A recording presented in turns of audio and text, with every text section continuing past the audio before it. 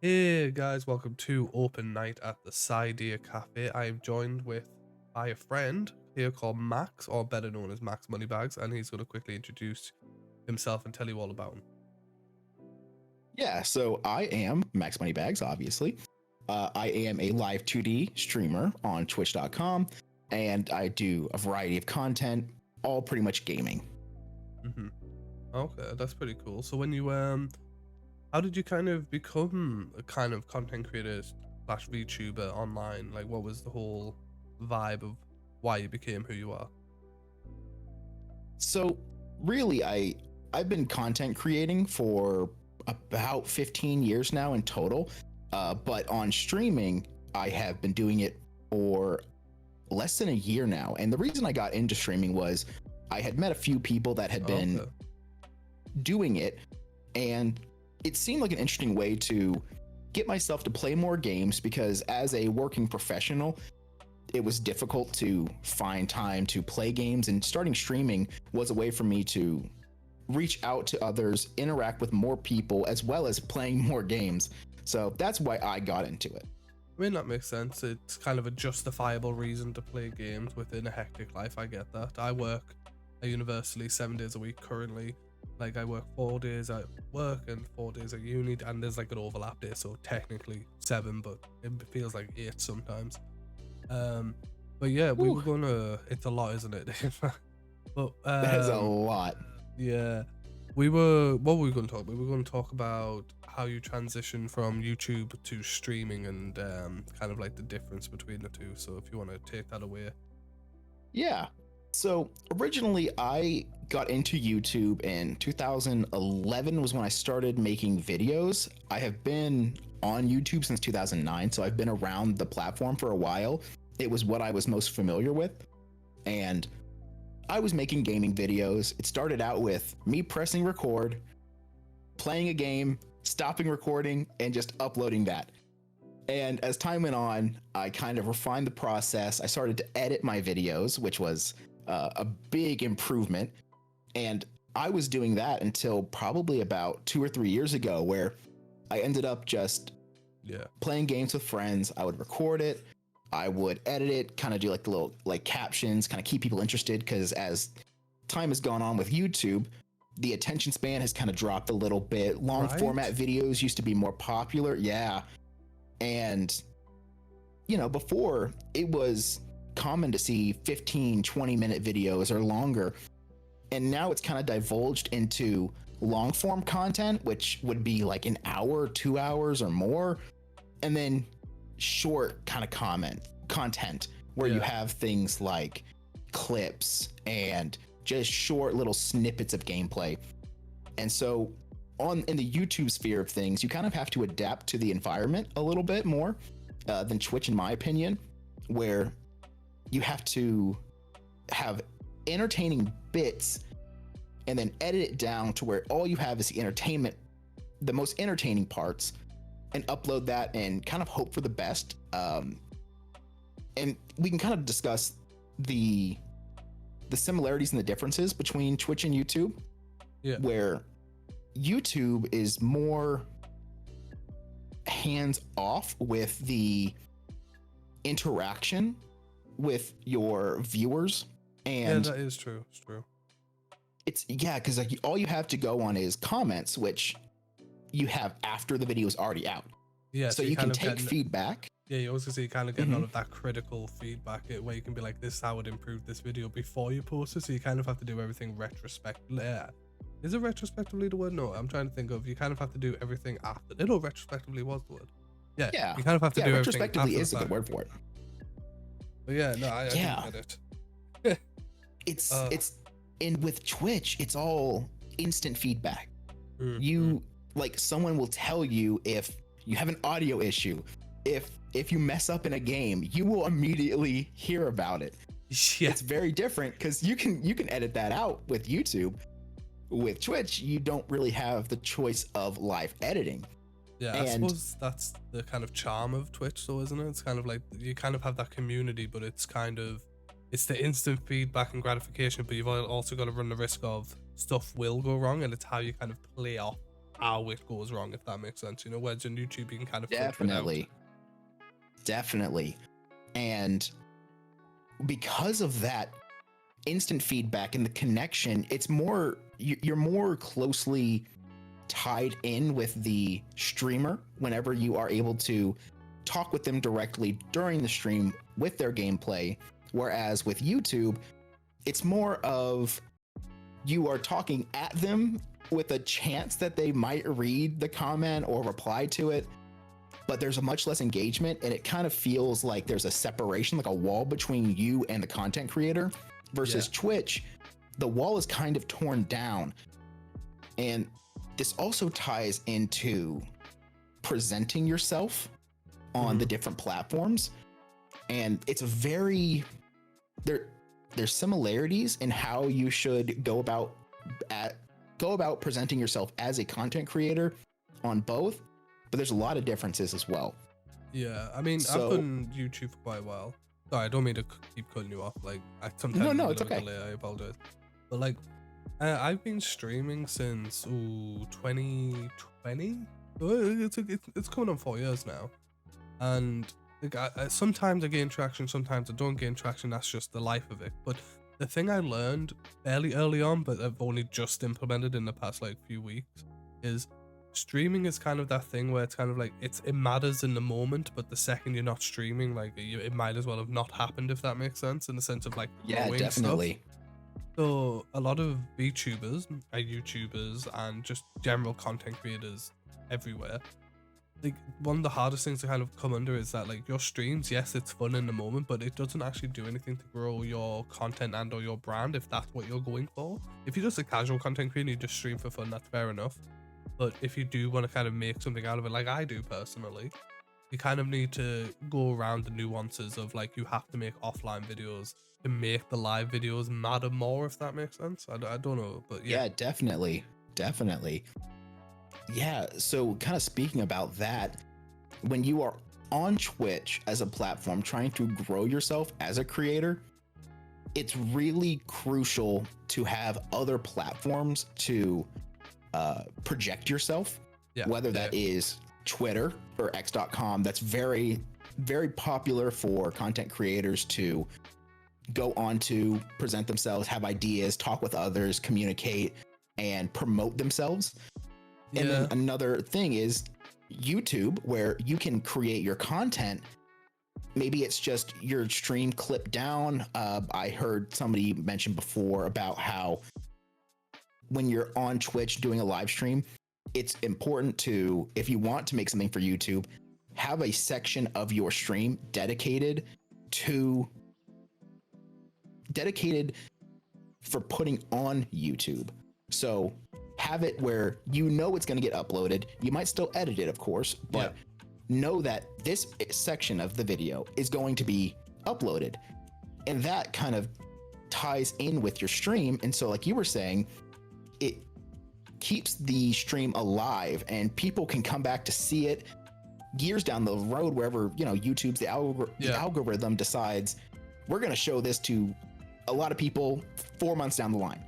Well, with the Twitch, that's not really a thing, but with YouTube, it is.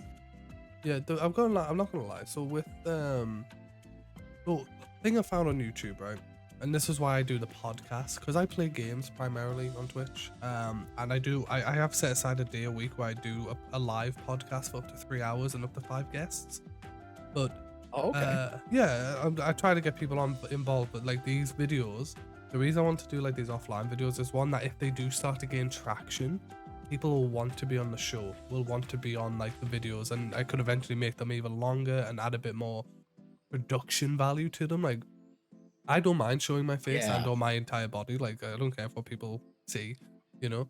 But like in the future, I could do something a bit like what Iron Mouse did, where like she did her little podcast show, a little late night show, but she had like a TV that had the actual, like, I think it was Asmongold she had on one episode, which was pretty cool. Yeah, it was really awesome, and that's kind of what I want to do. I want to do a podcast where people will want to be on as guests. We can talk, I get to know larger creators, but also that could feed into the different types of videos I want to do. Because I don't know if you've ever heard of Cold Ones. They're a partnership in Australia, Yeah, I want to do similar Mhm. stuff to them. Obviously not with alcohol, because I drink, but like I don't drink that much. But like Yeah. I want to eventually kind of get to that level, and I really don't mind like doing interviews and stuff like IRL with showing my face, and or the other person. I could be like, oh, here's the VTuber unmasked, and it could be me with another large creator talking about like why they're a VTuber, but also showing their face, like showing the real them type deal. And we could do other Yeah. like funny videos where like we like VTubers open Amazon packages, and we like half the screen is our VTuber models, and the other half like with the green screen is like the Amazon packages we're opening and we're doing stupid stuff with type deal, you know? Or we could wear masks or Definitely. something. But Yeah. that's the idea going down the road. But it's so hard these days with everything going on with content creation. But yeah. Definitely. And, you know, as you were talking about the difficulties with content creation, I wanted to touch on presenting yourself online. Oh yeah, we spoke So about this, as yeah. a yes, yeah, as a content creator, most of us have a sort of online a personality, like an alias, like what's the word I'm looking for? Like a persona? A persona. Yes, thank you. Okay. We have a persona that, well, most of us do, where we kind of slip into this. Maybe it's an exaggerated or a subdued version of who we are, or it could be a completely made up character that you are playing. Yeah. So people such as I believe his name is like Sketch. I've seen clips of this streamer named Sketch, who clearly has a persona and plays into it for the content. Well, you have to, whenever you're going to a different online space, such as X, you need to maintain your level of professionalism and your persona in that area. Yeah. Because what I often find with creators is they find themselves being just them on platforms when they're not making actual content, and you run into some issues where people get the wrong idea about you as a creator versus you as a person, and then you start to get into some issues with drama and personal disputes that are going on, which you really don't want to have as part of your brand, your image. No, of course not, no. Yeah. And I see it so frequently, especially with smaller creators. So say someone with less than 5,000 followers on whatever platform. Yeah. They find themselves getting into these like disputes, or there's like an allegation, an issue that's happening within their own personal life. And if it's an extreme issue that needs to be brought to light, of course, let that happen.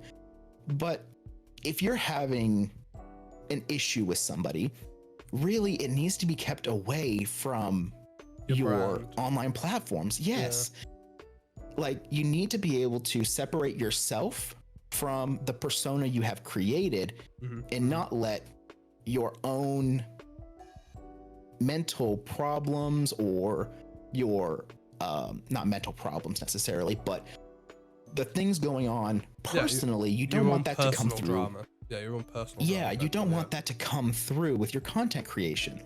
Yeah. Like, I mean, if for instance there's a day, oh yeah, go ahead. No.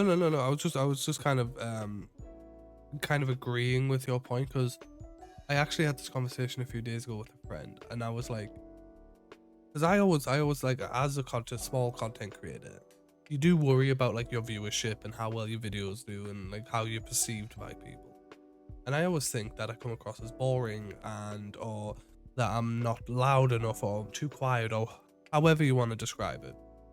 And I was like, oh, should I maybe play a character like a lot of all these other VTubers do and stuff? And I was like, the thing is, I don't know, with everything that goes on in my life and with everything that I have going on, if I could consistently play that character both in a live and offline sense when it comes to, like you said, on X or Twitter and stuff like that. I don't know if I could do it. So I made a whole point about my persona online is basically me, myself, and I. But not that I'm more confident, it's just I I think things through a bit more, and I kind of take things a bit slower. So I'm like, I know I'm not going to say something stupid like I would in real life type deal, you know. But I want to be myself. I want the people who watch my content, who watch my videos, who become guests on the show like yourself. I want them to like me and be friends with me for me, and not some persona I play, because I feel like that's why a lot of VTubers graduate, or you know, they call it graduating, but they're basically just stop streaming.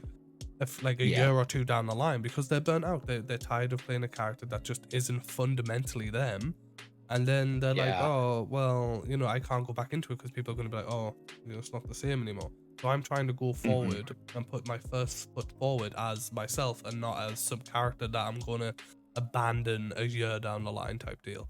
Does that kind of make sense? Definitely. Absolutely. I absolutely see where you're coming from. And that's why, personally, my persona is essentially an exaggerated version of myself, because I want to be realistic with the people that consume my content.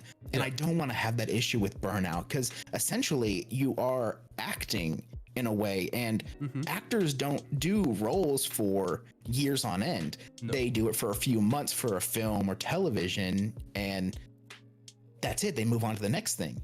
Yeah. You have to definitely take that into account.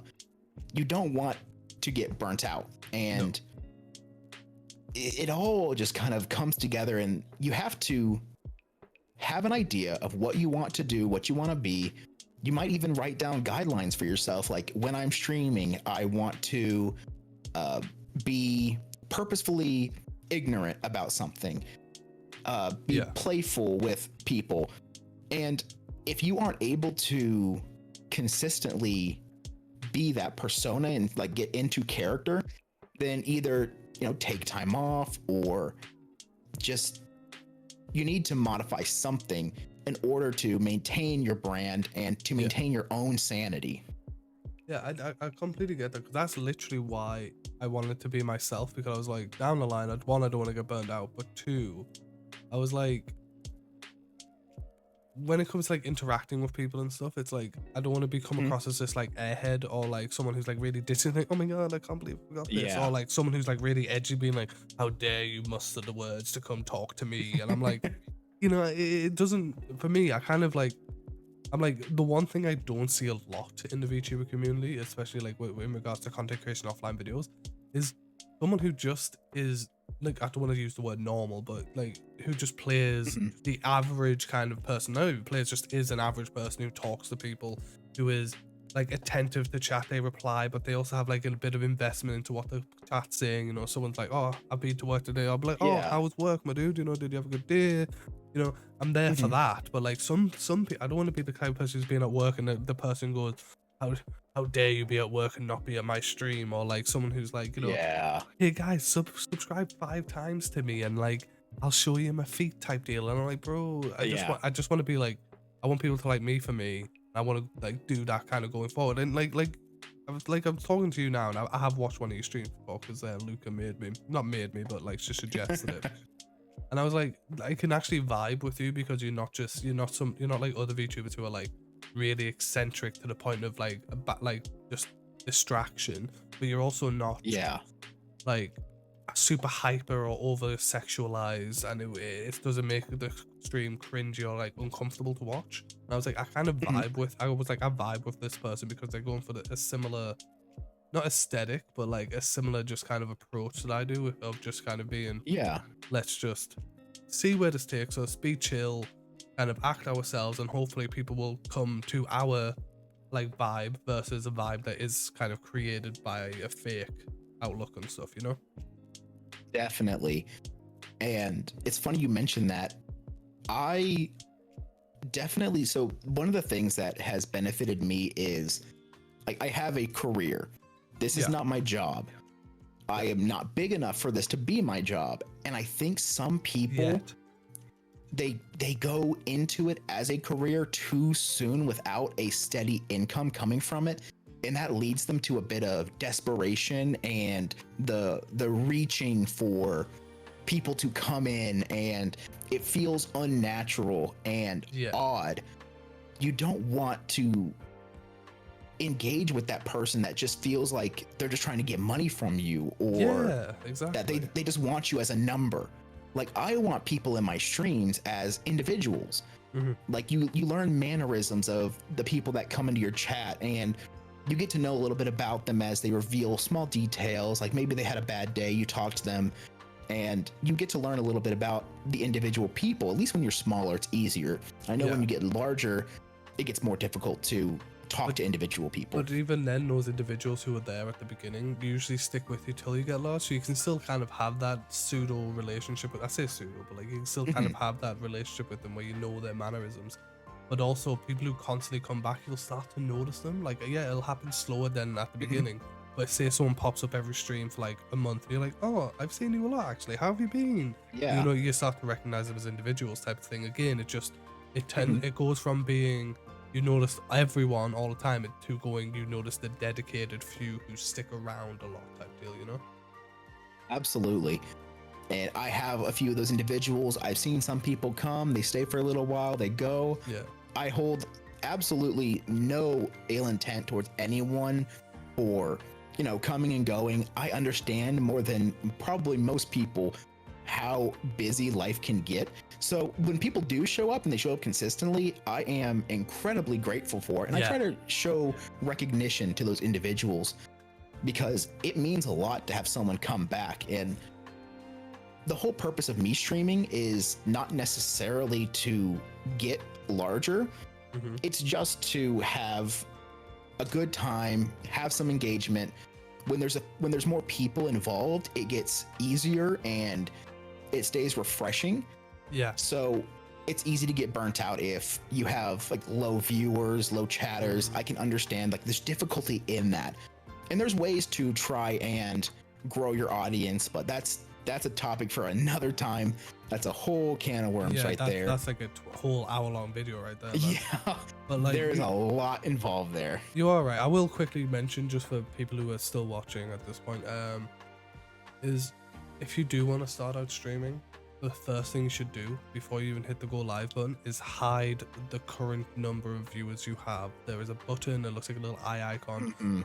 Remove it and just pretend that you're streaming to 10,000 people. Just do it. It's hard at first. Absolutely. Whenever you kind of have like the first person talking to you, it gets easier because the second you're talking to someone, you have something to talk about. You can be like, yes, how was your day, Mr. Lollipop Man, and all this type of stuff. But then if you have a friend on stream with you playing the same game with you, you just chat to them. But you obviously maintain the notion that you also do have an audience, so don't like say some like weird underhanded shit to your friend, but like, you know, kind of keep the vibe going with it, you know? It's kind of, it does work, and I know it's a bit of a pain, but it does work. And I did want to mention one thing you mentioned before with the whole Twitter X situation. One thing, if you are watching this because you want to be a VTuber and or just a normal streamer, Twitter is great, but in the sense of like, it's a great place to kind of do what you want to do as like a text or visual form platform. You kind of get your thoughts, your like little notions out there, little clips, all this type of little funny tidbits. It's great. But Twitter is also very notorious for two things. One, having fake bots on it that will tag you in 50,000 different things or message you constantly being like, hi, I'm a GFX artist. I want to do all your shit for real cheap. And it's like, go away. But also a lot of people, without sounding stupid and without sounding like I'm trying to be all pessimistic, but when you get to a certain level, you will have people try and take advantage of your kind of friendship or your kindness, in the sense of like, you put out like, oh, I'm trying to do a collab here, and then someone will be on there, but they'll only be there because say you've got like 10 more viewers than them or something like that. So just be careful. Don't see Twitter as a place that's kind of like a really safe space type deal. See it as a community, but be reserved with how you interact with said community, at least in my opinion. But everyone has a different view on Twitter/X these days. It's your choice. Yeah. It can be a cesspool. You want to interact with the right people, and just, I say, be conservative in what you post and how frequently, and try not to engage with.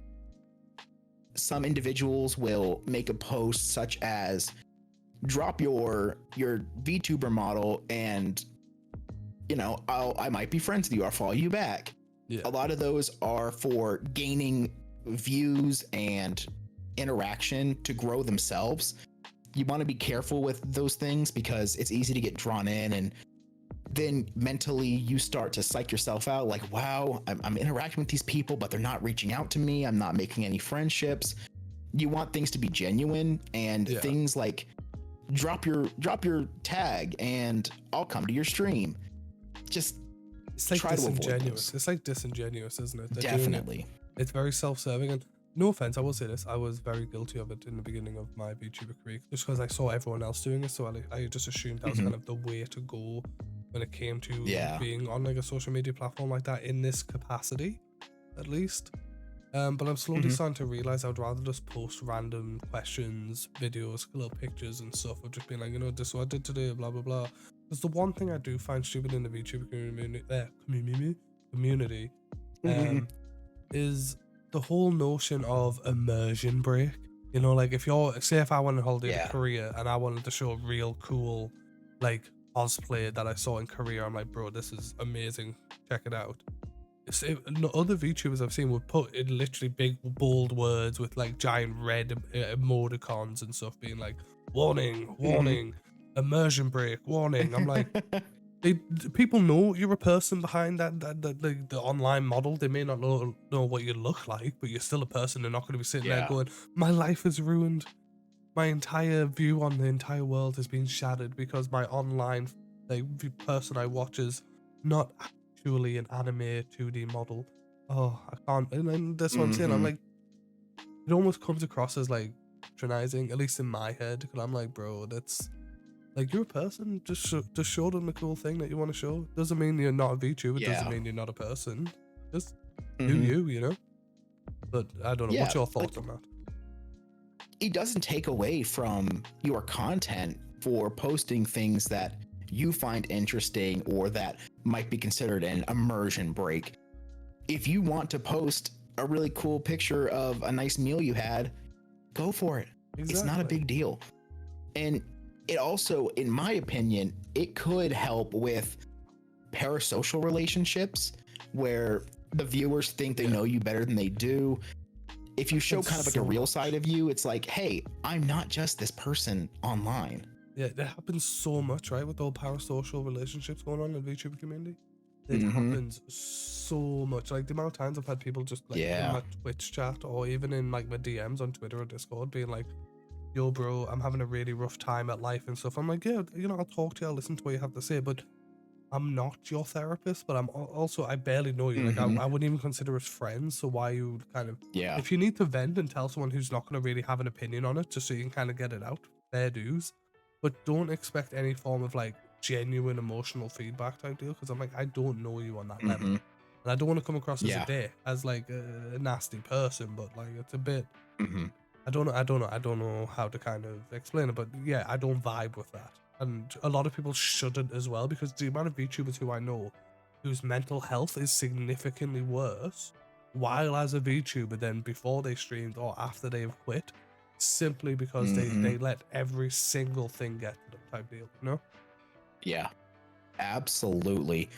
I make a point to be very realistic with people.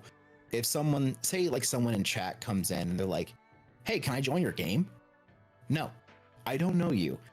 And it's a good way to set boundaries in that, hey, I am like, we don't know each other. There's not like a set level of comfort that we have just because you're coming into my chat. And thankfully, I haven't had a lot of issues with DMs of people coming to me and talking to me about that stuff. Yeah. Most of the time, if I have a direct message with somebody, it's usually a fellow streamer and we can discuss things about streaming. And if a friendship forms from that, great. No big deal. But it has to grow naturally, and it starts with discussions. Yeah. I never immediately talk to someone and think, oh, I can just tell you all about my issues, my life, and all my problems. Like, we don't know each other like that yet. And even then, I wouldn't even tell a friend that. Like, unless they're like a super close friend, I'm not sitting there being like, oh yeah, me and my wife are having problems type deal. Like, we're not, but like, I wouldn't tell someone, especially online, unless I've known this person for like a fair amount of years and we've both shared some deep shit. I don't Mhm. know why I would be sharing this with someone who, one, I don't know personally, but also I don't know in kind of like a corporeal sense. Like I know about them, but Mhm.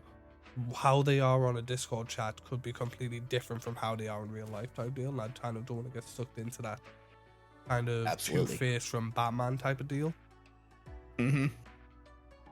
Yeah. But yeah. And it's very easy to find yourself oversharing or like thinking that there's a connection that is deeper than it really is when all you've done is talk to the person online, for instance. And really, one of the main things I do is never have any assumptions about anything. Hmm. Never assume someone is willing to discuss personal issues, personal life matters, talk about themselves in any like truly personal ways.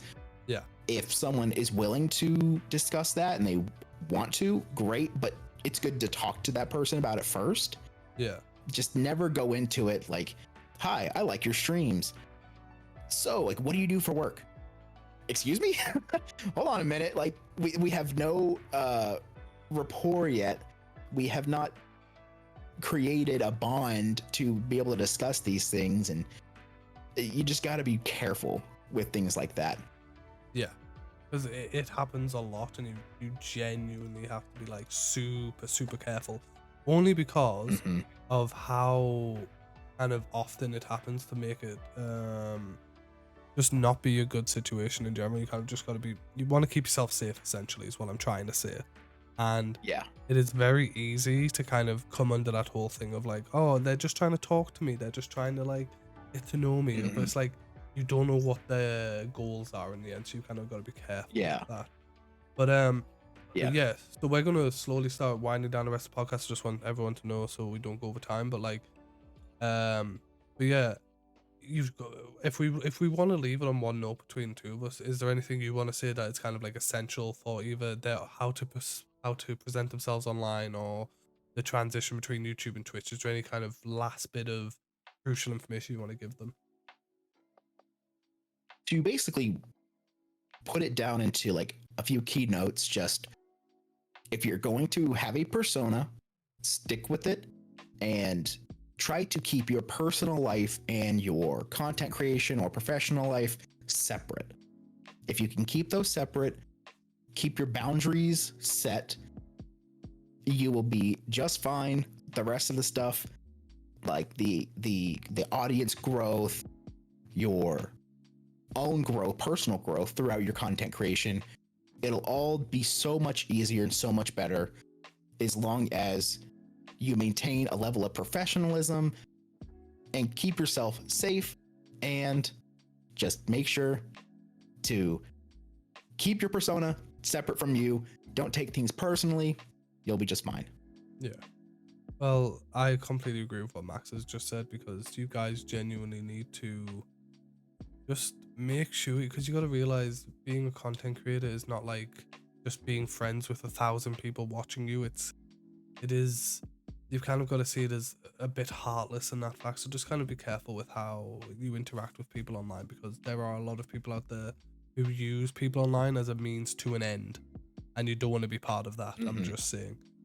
But yeah, I really appreciate you, Max, for being on the show. I really appreciate everyone who has tuned in to watch Open Night at the Cydeer Café, with my guest Max Moneybags over here in his very, very handsome, I was gonna say dragon there, demon suit there, but going for a bit of a Lucifer vibe. I really appreciate you joining me for the show. Absolutely. And at the end of the thing, links and descriptions will be down below for Max's channels as well as my own. I hope you guys have enjoyed the show, and I hope you guys have a great day. Good night, guys. Peace.